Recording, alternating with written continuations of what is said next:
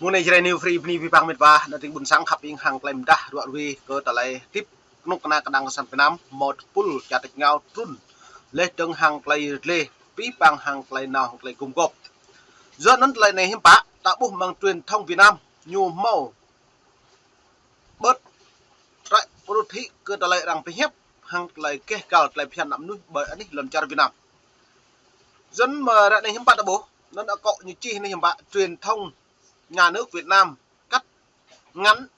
phát biểu của Tổng thống Joe Biden về nhân quyền ở Việt Nam trong những phiên bản được gọi là toàn văn phát biểu của ông sau cuộc hội đàm với Tổng Bí thư Nguyễn Phú Trọng về việc nâng cấp quan hệ Việt-Mỹ hôm ngày 10 tháng 9. Nón tờ lệ này hiếm pa lệ từ đã cha chôm nuôi lòn char hem có nọc nạc lạ như thấu trại hết mở đẹp hép lần giờ nó là bu cái vi bằng nhu chinh sa chôm nước bùi hàm ô lại nó đứng hàng răng rế có lại rế hàng lại nuôi hàng lại bị bia xăm hiếm bạ nhu nào lại như hẹp lôm cái răng hiếm bạ như lẽ như là ngốt pap nhê có lần char Mỹ một cái lại nạp lắm một lại khung bố ngày 11 tháng 9 mới năm trước ấy bộ mới năm vừa qua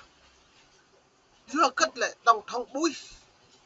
bố đã Tổng thống Donald Trump Tổng thống Obama đã buông nhắc nhớ nhiều buông nhắc nhớ cái là lệ các bạc nhé cầm nơi lần chả Mỹ giờ không bộ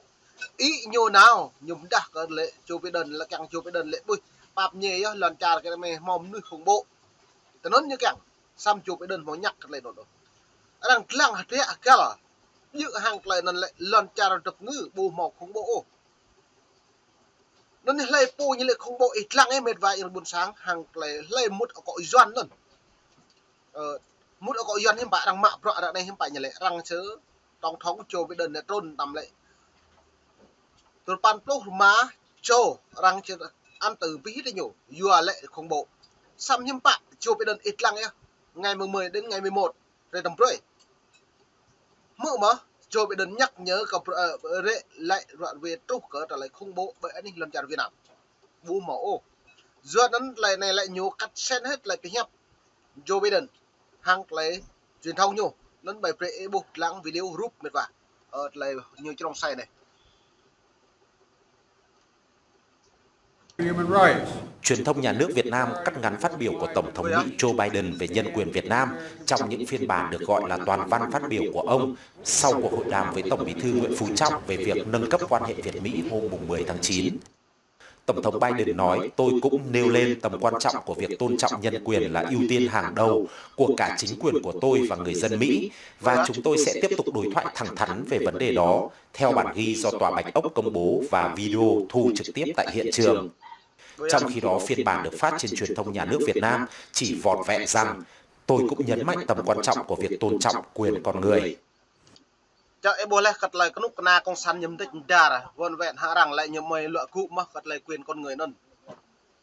Tôi lần chặt rằng nhầm chút chu từ nhau, xem bạ Joe Biden nhô lái cơ trả lại loại cụ, lấy trứng hàng lấy mà hàng lấy kê cào vắt tòa bê ốc, keng mà hàng lấy loại cụ cơ kê cào lại phiền nắm núi, lấy cái tung clum cái biết bằng vắt bây giờ riêng cái Joe Biden, ô trong cuộc hội ô mang nôn vắt lần chặt nạ buồn sang chả Mỹ keng thực hiện cái bộ luật nân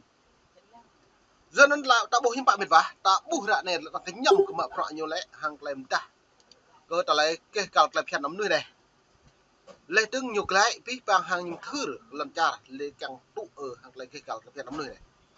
giờ nó mày làng bờ bệt bộ làng vả này nó như lẽ Tổng thống Biden nói tôi cũng đã nêu lên tầm quan trọng của việc tôn trọng nhân quyền là ưu tiên hàng đầu của cả chính quyền của tôi và người Mỹ, dân Mỹ, và chúng tôi sẽ tiếp tục đối thoại thẳng thắn về vấn đề đó theo bản ghi do Tòa Bạch Ốc công bố và video thu trực tiếp tại hiện trường. Em bồi à? Giờ nó này lại hiếm bạ là nhân quyền lên từng hiếm bạ như lệ thu các video tại hiện trường. Nó nói rằng mạ rạ này là chính sách này nói có sách mạch của chung như đàn áp nhân quyền với tôn giáo ở Việt Nam lê đơn hàng gặp dày làm vụ ngày 11 tháng 6 vừa qua. Cơ ta lại túc hai trụ sở xã tiêu huyện Chí Quynh này. Cơ ta lại này giữa nó lại này lại nhố nhưng bà rằng bộ mò lễ bởi nun một lại khủng bộ rằng lễ mới sớm mặn lại hiện trường non lê tướng ra hàng bởi đi lần char đập nang càng lại đục nòa bù một lại bởi nên nên lại bù một lại rung răng lê tướng hàng lại so ô cái buổi à kia tôi nhiều công tài doan này như càng tầm chùa với đơn lệ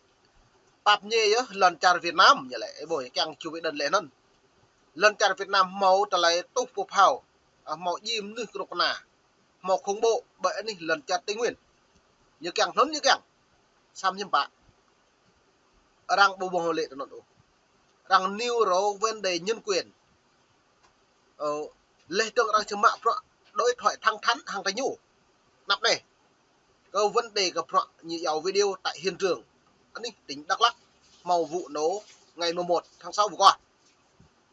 do năm được vậy nên lại này tao tung cùng tạo bộ phi phẳng rõ cả lại nhiều đoạn về này tại hiện trường này nó gọi ra là trong là tàu tua tổng thống Biden nói tôi cũng nêu lên tầm quan trọng vào việc tôn trọng nhân quyền là ưu tiên hàng đầu của các chính quyền của tôi và người dân Mỹ và chúng tôi sẽ tiếp tục đối thoại thẳng thắn về vấn đề đó. Theo bản ghi do tòa Bạch Ốc công bố và video thu được trực tiếp tại hiện trường cái buổi do nên rằng pi bằng rằng mau video mau rút mau nên rằng thu pi bằng rằng bốc cật lên này rằng chẳng mạ hàng tới nhủ đối thoại thẳng thắn tới nhủ hàng lục nặng sàn Việt Nam lê tướng như lẽ trong khi đó xuyên bán được phát trên truyền thông nhà nước Việt Nam chí vòn vẹn rằng tôi cũng nhân mạnh tầm quan trọng nhiều có việc tôn trọng quyền con người cái buổi nhô cái nặng sàn lệ này cái buổi mềm sẽ mất hàng lại lựa cụ mình cái buổi chính như lẽ mềm sẽ mất hàng lại lựa cụ mình nhưng mà lại mày hàng sẽ mà việc mà nhúi thực hiện nhu keng rằng mạ pro cái nhu keng rằng iru cái nhu keng rằng mút vi bằng cái nhu lẽ mày ngạn tâm nhá nó cả mày sẽ mình chìm sẽ đôi cái buổi chính lại nó như càng răng đối chứ không nhạ nhu bu càng nhạ đối với đảng cộng sản Việt Nam lại này đã đừng nó mày press ít lắm lại video rút từng hàng lại phát biểu có ta lấy Joe Biden hàng bộ quốc hội như là họp đi rồi. Nhân quyền là một trong những vấn đề gai góc nhất trong quan hệ giữa hai nước và Việt Nam luôn tỏ ra nhạy cảm về những chỉ trích mà họ cho là thiếu khách quan. Giới bảo vệ nhân quyền trong và ngoài nước và giới lập pháp Mỹ đã hối thúc ông Biden mạnh mẽ lên tiếng về nhân quyền tuột dốc của Hà Nội khi gặp lãnh đạo Việt Nam. Trong cuộc họp báo hôm 10 tháng 9, Tổng thống Biden khẳng định ông không đặt bất cứ thứ gì lên trước nhân quyền. Doนั้นlại này đã buộc tôm klum bị phang việt vậy được buồn sang nhiều đã mồm ta cất ô keo cơ ta lại nhân quyền nhiều tươm nhân quyền là hàng đầu thế giới cơ lại áp đặt cấm nuôi người dân Việt Nam lên tới người dân bản địa do lúc ta buộc ra này hiểm bạ ta buộc ra này lại cộng sản hà này lại nhiều mưu mô nhiều bí cách đột chỉ liền nhá nhiều cái tang nhung trách trả xăm hiểm bạ đang mau video mau rút đã trực tiếp truyền thông màu tỏa Bạch Ốc rằng buộc cái pít bằng video rằng sẽ đối thoại hàng đảng cộng sản Việt Nam thăng thắng minh bạch có trở lại nhóm trách trả cật lại vấn đề nhân quyền tại Việt Nam do nên việc mạng như này tầm pre mà càng đặt lên này sao phải gun trọ trên thời này mày mồm đặt chuyện này lỡ lúc tua cầm thư các buôn sang đã buộc cất lại nhiên hội đại dòng tây buôn sang đã mệt và khoảng tôi đặt lặng bông tôm bùa thô bùa cá lắc cất lại như trong say lên tàu do nhập tập hị cất lại vấn đề nhân quyền do nhập tập hị cất lại Joe Biden tôn bài Hà Nội nè truyền thông Việt Nam bôi như lẽ như cách sen hị cất lại tương Joe Biden hẹp hàng lại giữ lại lên trong càng thương lúc nào Việt Nam như thực hiện các bộ luật như cách sen hị dân cả nên mày càng đặt là chuẩn bị còn là buồn sang được đứng nó như này